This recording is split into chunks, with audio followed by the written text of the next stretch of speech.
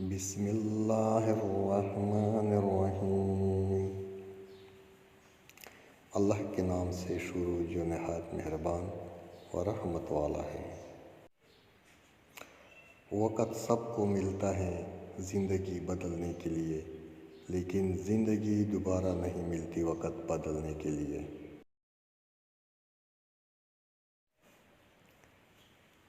کڑوی زبان والے کا شہد بھی نہیں بکتا، میٹھی زبان والوں کا زہر بھی بک جاتا ہے۔ رشتوں کی خوبصورتی ایک دوسرے کی بات کو برداشت کرنے میں ہے۔ بے عیب انسان تلاش کرو گے تو اکیلا رہ جاؤ گے۔ جب کسی ضرورت مند کی ضرورت پوری کرو تو فخر نہیں، شکر کرو کہ رب نے اس قابل بنایا کہ اس کی عطاؤں کو اس کی مخلوق میں تقسیم کر رہے ہو۔ جن کی آنکھیں سجدوں میں بھیگتی ہیں وہ کبھی اپنے تقدیر اور قسمت پر رویا نہیں کرتے۔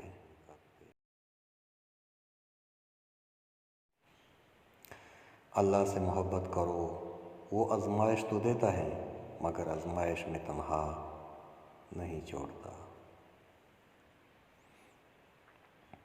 جب اللہ تعالیٰ کسی بندے سے محبت فرماتے ہیں تو اسے نرم مزاج بنا دیتے ہیں۔ یہ بات ہمیشہ یاد رکھو کہ دنیا کی محبت سے رب نہیں ملتا، لیکن رب کی محبت سے دنیا اور آخرت دونوں مل جاتی ہیں۔ گناہوں پر نادم ہونا ان کو مٹا دیتا ہے اور نیکیوں پر مغرور ہونا ان کو برباد کر دیتی ہے۔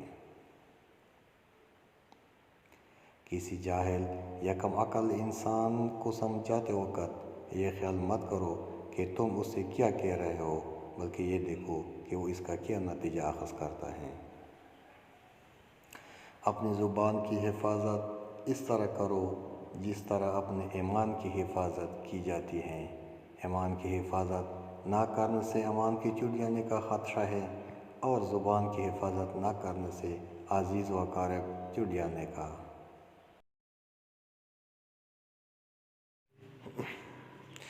ایسی خوشی سے بچو جو دوسروں کو دکھ دیکھ کر حاصل ہو۔ کچھ باتوں کا جواب صرف خاموشی ہوتی ہے، اور خاموشی بہت بہترین جواب ہے۔ جب نیت میں کھوٹ آ جائے تو پھر یہ تینوں چیزیں راستہ بدل لیتی ہیں: مال، رزق، محبت۔ غصہ ایک بڑھتی ہوئی آگ ہے، جو پی گیا اس نے آگ بجھا دی، اور جو ضبط نہ کر سکا وہ اس میں جل گیا۔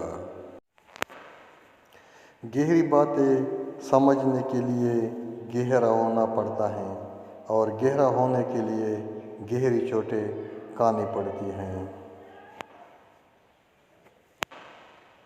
دولت کی اصل خوبی یہ ہے کہ وہ انسان کے پاس ہمیشہ نہیں رہتی، اور اگر رہ جائے تو انسان نہیں رہتا۔ برا آدمی کسی کے لیے بھی اپنے دل میں عزت نہیں رکھتا، کیونکہ وہ ہر کسی کو اپنے جیسا ہی سمجھتا ہے۔ جلد بازی حماقت ہے، اور یہ انسان کی بدترین کمزوری ہے۔